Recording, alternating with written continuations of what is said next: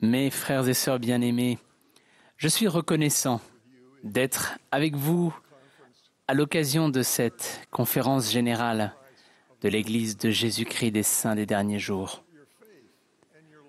Où que vous soyez, nous avons ressenti votre foi et votre amour.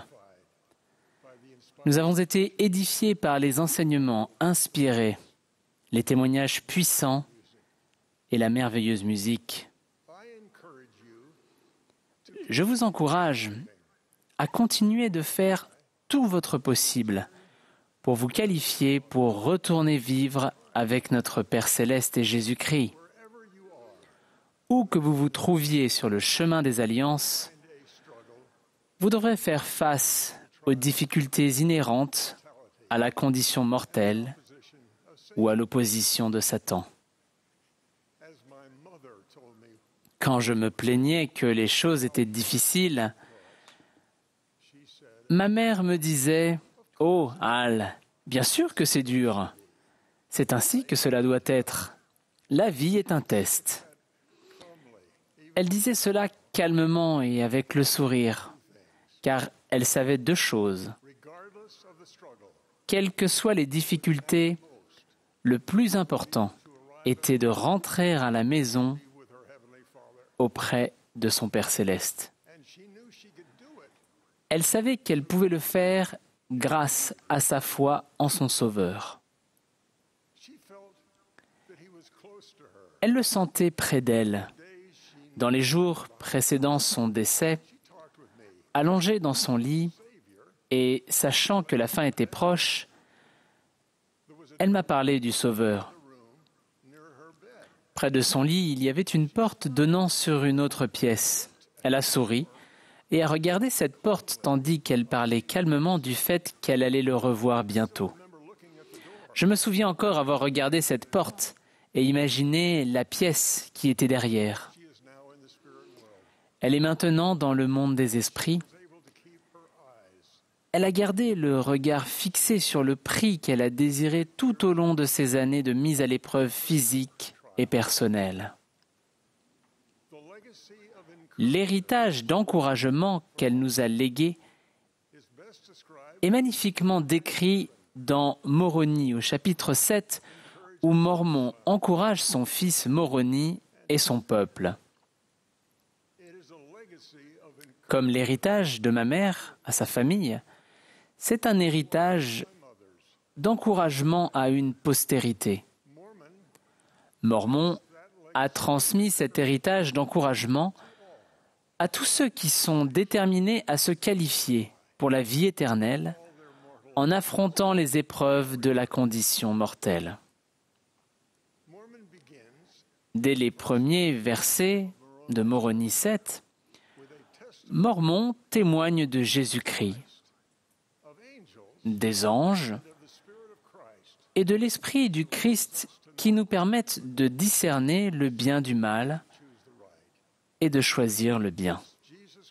Il place Jésus-Christ en premier, comme le font tous ceux qui réussissent à encourager ceux qui ont du mal à avancer sur le chemin qui conduit à leur foyer céleste. Car nul ne peut être sauvé, selon les paroles du Christ, s'il n'a la foi en son nom.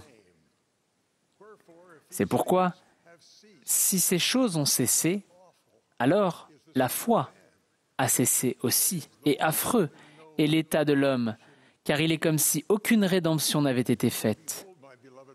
Mais voici, mes frères bien-aimés, je vous juge mieux que cela, car je juge que vous avez foi au Christ à cause de votre humilité.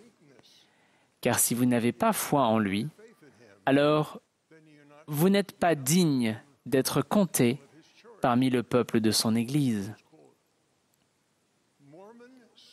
Mormon a vu la douceur comme une preuve de la force de la foi de ses frères bien-aimés. Il a vu qu'ils dépendaient du Sauveur. Il les a encouragés en leur faisant prendre conscience de cette foi. Mormon a continué ses encouragements en les aidant à voir que leur foi et leur douceur renforcerait leur assurance et leur confiance qu'ils réussiraient malgré les difficultés. Et en outre, mes frères bien-aimés, je voudrais vous parler de l'espérance. Comment pouvez-vous parvenir à la foi si vous n'avez pas l'espérance? Et qu'allez-vous espérer? Voici, je vous dis que vous aurez l'espérance par l'expiation du Christ et le pouvoir de sa résurrection, d'être ressuscité pour la vie éternelle, et cela à cause de votre foi en lui, selon la promesse. C'est pourquoi, si un homme a la foi, il doit nécessairement avoir l'espérance, car sans la foi, il ne peut y avoir d'espérance. Et en outre, voici, je vous dis qu'il ne peut avoir la foi et l'espérance s'il n'est doux et humble de cœur. Mormon encourage ensuite ses frères bien-aimés en témoignant qu'ils sont sur le chemin menant à ce don qui remplit le cœur de l'amour pur du Christ. Il tisse pour eux les interactions entre la foi en Jésus-Christ, la douceur, l'humilité, le Saint-Esprit et l'espérance ferme d'obtenir la vie éternelle. Il les encourage avec ces paroles. « Car nul n'est acceptable devant Dieu, si ce n'est ceux qui sont doux et humbles de cœur. Et si un homme est doux et humble de cœur, et confesse par le pouvoir du Saint-Esprit que Jésus est le Christ, il doit nécessairement avoir la charité. Car s'il n'a pas la charité, il n'est rien.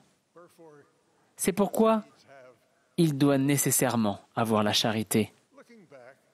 Maintenant, quand je regarde en arrière, je vois combien le don de la charité, l'amour pur du Christ, avait renforcé, guidé et changé ma mère dans les difficultés sur le chemin, la ramenant à son foyer. Et la charité est patiente et est pleine de bonté et n'est pas envieuse et ne s'enfle pas d'orgueil, ne cherche pas son intérêt, ne s'irrite pas, ne soupçonne pas le mal et ne se réjouit pas de l'injustice, mais se réjouit de la vérité, excuse tout, croit tout, espère tout, supporte tout.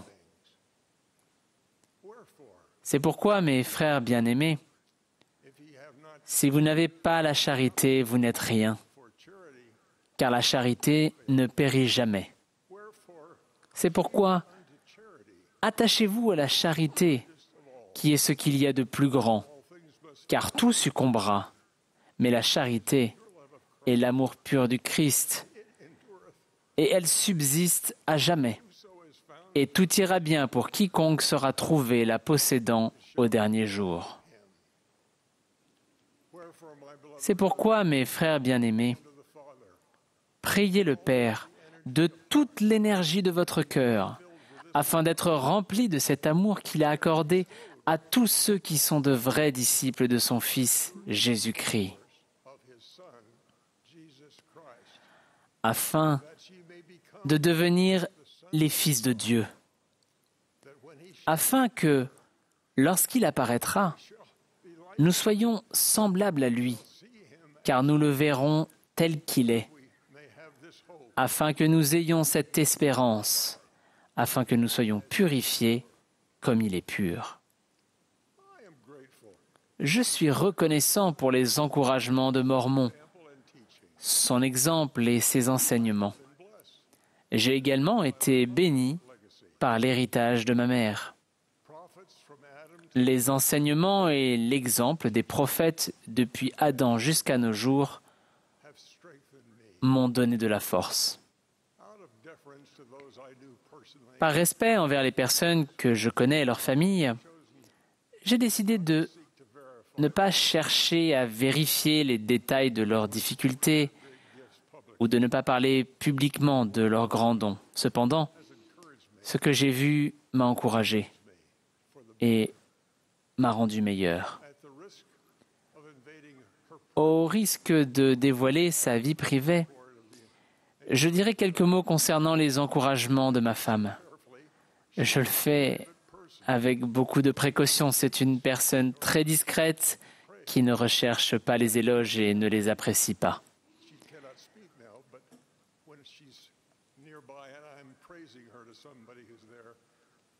Quand j'entends,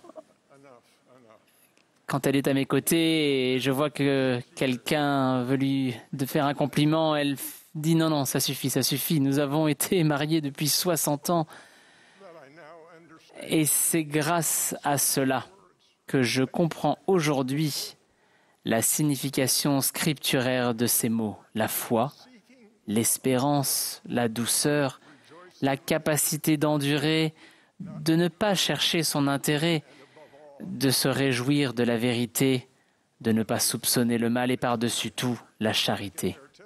En me basant sur cette expérience, je témoigne que les êtres humains peuvent utiliser tous ces idéaux magnifiques dans leur vie de tous les jours,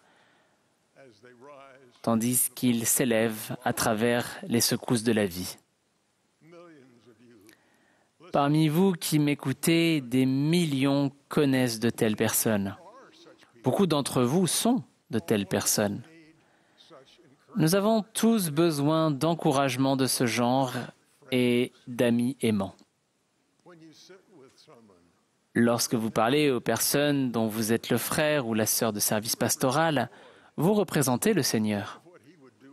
Pensez à ce qu'il ferait ou dirait. Il les inviterait à venir à lui. Il les encouragerait. Il remarquerait et louerait les changements qu'il commence à mettre en œuvre.